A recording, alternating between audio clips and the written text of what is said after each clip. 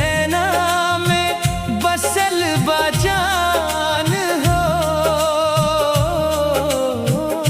तोहरे बिना सुना लागे जहान हो।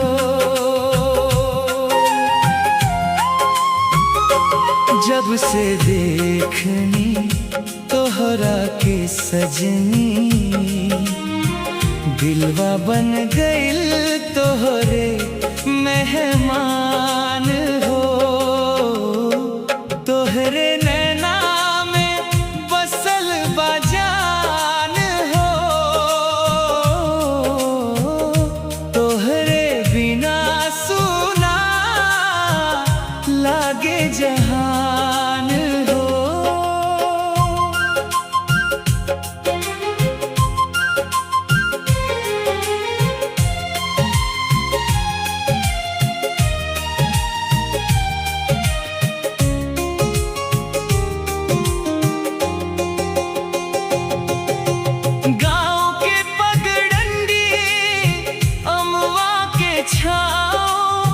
संग तोहरे बीते सुहाना सांझ सवेर,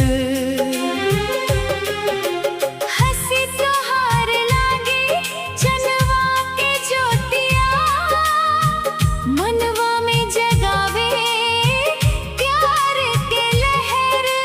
रिमझिम बरसे बदरिया सावन के, भींजे लागे अरमान हो।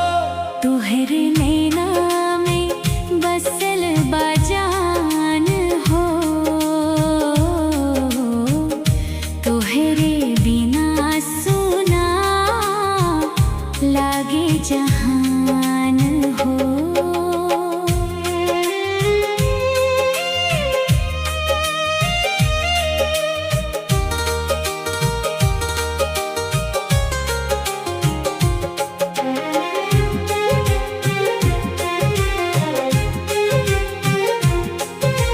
लाल लाल चुनरी में लागे लूरानी, जैसे खिलल हो गुलाब के फूल।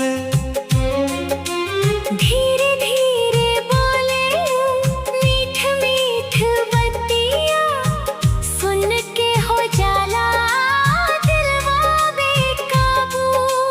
हाथवा में हाथ धर के सजनी, चली जाई सपनवा के गाँव हो।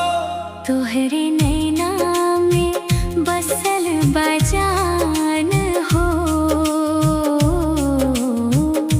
तोहरे बिना सुना लागे जहान हो।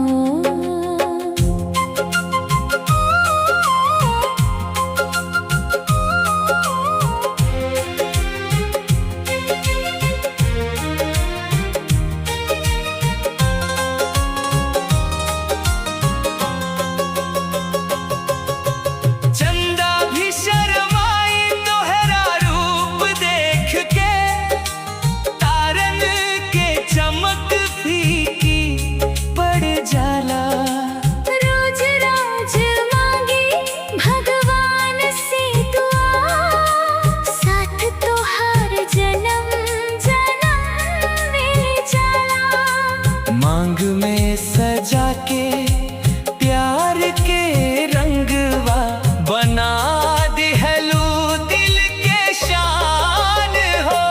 तोहरे बसल बाजान हो, तोहरे बिना सुना लागे जहान हो। जन्म जन्म के साथ रहे हमार, टूटे ना ये प्यार के अरमान हो। तोहरे नैना में बसल बाजान हो।